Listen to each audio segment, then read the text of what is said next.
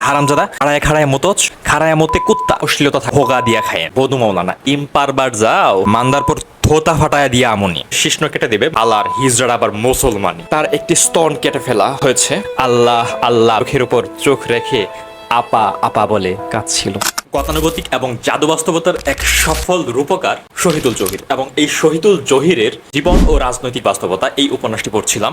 ৫৬ পৃষ্ঠার উপন্যাসের ভিতরে আমাদের ১৯৭১ সালের পাকিস্তানি হানাদার বাহিনী তথা রাজাকার কর্তৃক আমাদের বাঙালিদের উপরে যে আগ্রাসন এইটার এমন এক জাদুবাস্তব পরাবাস্তব কাহিনীর মাধ্যমে আমাদের সামনে উপস্থাপন করেছেন যেটা পড়ার পর আপনার ভিতরে হাহাকার করে উঠবে এবং বিভৎসতা যে কত নির্মম হইতে পারে এই জিনিসটা এই জীবন ও রাজনৈতিক বাস্তবতা উপন্যাসের মধ্যে খুব সুন্দরভাবে শহীদুল জহির সুনিপুণ শব্দশৈলীর মাধ্যমে ফুটিয়ে তুলেছেন।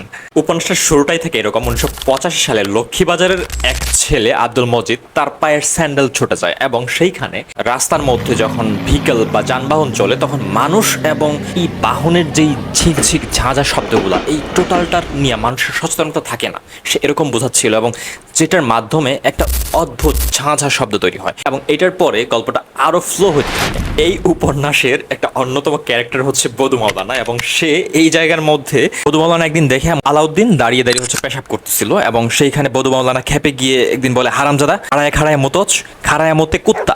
তখন আলাউদ্দিন কয়েকদিন পর নির্মমভাবে নিহত হয় এবং তারপরে এই যে দাঁড়ায় দাঁড়ায় মোতার পরে যখন আলাউদ্দিন তার প্রতি উত্তরে বলে কুত্তা তো মুখ দিয়া খাইবি আপনি অখন্তন হোগা দিয়া খায়েন।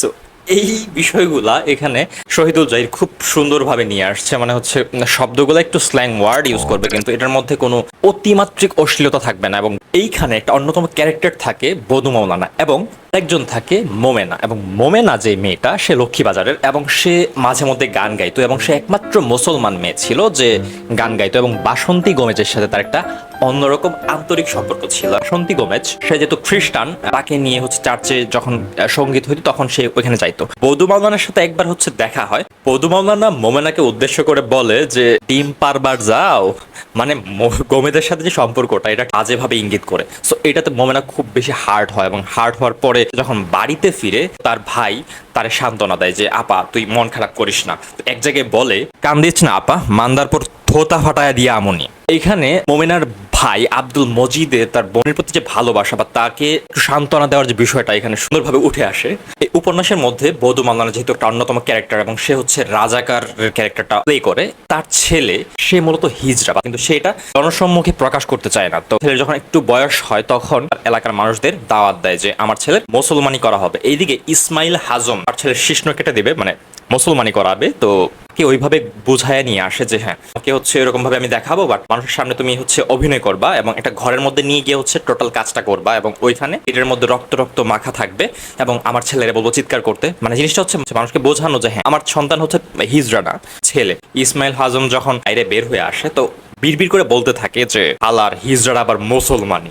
এই বিষয়টা হচ্ছে আরেকটা কাছের একজন শোনা যায়। তো এইভাবে জিনিসগুলা তালগোল পাকাইতে পাকাইতে হচ্ছে গল্পের ফ্লোটা খুব মজার আকারে চলতে থাকে। আমাদের ধর্মান্ধতার যে বিষয়গুলা খুব সুন্দরভাবে তৎকালীন ১৯৭১ সালে বা তার আগেকার পরেকার যে সময়টার মধ্যে আমাদের ধর্মীয় সুযোগ সন্ধানী মানুষগুলা যেইভাবে সুযোগ সুবিধা নিয়েছিল এই জিনিসটা ফুটায় নিয়ে আসে। যেমন বধু মৌলানা সে হচ্ছে মারাত্মক লেভেলের একটা ধর্মান্ধ মানুষ এবং হচ্ছে মানুষকে কিভাবে হচ্ছে ঠকানো যায় সেই চিন্তাটা তার মাথার মধ্যে থাকে। এইখানে তুলসী গাছ লক্ষ্মীবাজার বা তার আশেপাশে জায়গার মধ্যে যখন তুলসী গাছ ব্যাপক পরিমাণে লাগানো হয় সো এখানে হিন্দু আর মুসলমান নাই বেশিরভাগ হচ্ছে ঘরের মধ্যে থাকে। এক জায়গায় গনি মিয়ার এসে বলে যে তুলসী গাছ চিবাও কেন গনি মিয়া কত মতো খায়া যায় যে এটার উত্তরে সে কি বলবে তখন বলে যে তার বোঝায় মানুষ সম্মুখে আবার মানুষগুলো ডাকে এবং বলে বোঝায় যে তুলসী গাছ হচ্ছে হিন্দু গাছ এখানে সনাতন ধর্মের কিভাবে ছোট করা যায় এই জিনিসটা সে নিয়ে আসে এবং এটা সত্যিকার অর্থেই অনেক মানুষ করে থাকে এবং তখন রাজাকার বা হচ্ছে আর্মির লোকদের যারা থাকে তাদেরকে বইলা গাছগুলো ছিটতে থাকে এবং ছিটতে গিয়া এক জবা গাছের সন্ধান পায় এবং জবা গাছও তখন ছিটতে যায়। যখন জবা গাছটা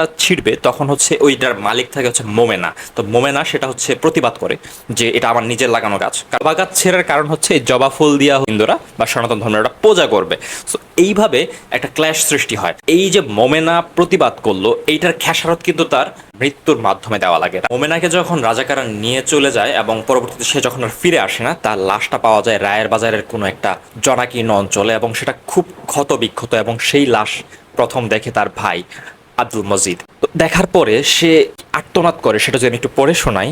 সে দেখে তার একটি স্তন কেটে ফেলা হয়েছে, পেট থেকে উরু পর্যন্ত ক্ষত বিক্ষত, ডান উরু কোমর থেকে হাঁটু পর্যন্ত চিরে তরমুজের মতো হা করে রাখা। সে চিত হয়ে শুয়েছিল, আর পিছ মোড়া করে বাঁধা হাত দুটো দেহের নিচে চাপা পড়েছিল।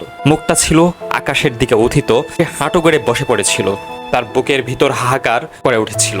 আর সে বিকারগ্রস্তের মতো শুধু আল্লাহ আল্লাহ ধ্বনি উচ্চারণ করেছিল। সে মোমেনার মুখের উপর ঝুঁকে পড়ে আকাশের দিকে খুলে রাখা অর্ধ নিমিলিত চোখের উপর চোখ রেখে আপা আপা বলে কাঁদছিল। এইরকম বিভৎস ঘটনাগুলা আমাদের 1971 সালের রাজনৈতিক প্রেক্ষাপট এবং তার পরবর্তীতে কিছুটা সময়ের প্রেক্ষাপট, এই জীবন ও রাজনৈতিক উপন্যাসের মধ্যে শহীদুল জহির খুব সুন্দরভাবে সুনিপুণ ভাষায় ফুটিয়ে তুলেছেন। শব্দচয়ন এবং তার গল্প বলার যে ন্যারেটিভ, সেটা খুব জলদি ফ্লো করে আপনাকে তাড়িত করবে। তারপরে কি খুব জলদি আপনাকে পড়তে থাকবেন। এবং যে উপন্যাসটা জীবন রাজনৈতিক বাস্তবতা, মাত্র 56 পৃষ্ঠার, অথচ এটার ভিতরে আপনাকে একই সাথে জলদি এতগুলা ক্যারেক্টার এবং জায়গা ফ্লো করবে, যেটা বলার অপেক্ষা রাখে না। শহীদুল জহির সম্পর্কে আপনারা অনেকেই জানেন, এটিমান একজন লেখক, বাট একটু আন্ডাররেটেড। জীবন রাজনৈতিক বাস্তবতা উপন্যাসটা অনেকেই পড়ে থাকবেন, কজ অফ এটা মোটামুটি খুব ছোট এবং খুব গভীর এবং খুব গুরুত্বপূর্ণ একটা উপন্যাস।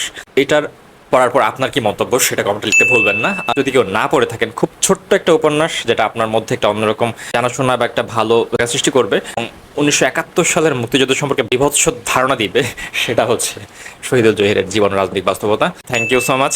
ভালো থাকবেন, সুস্থ থাকবেন। দেখা হবে অন্য কোথাও অন্য কোনো ভিডিওতে।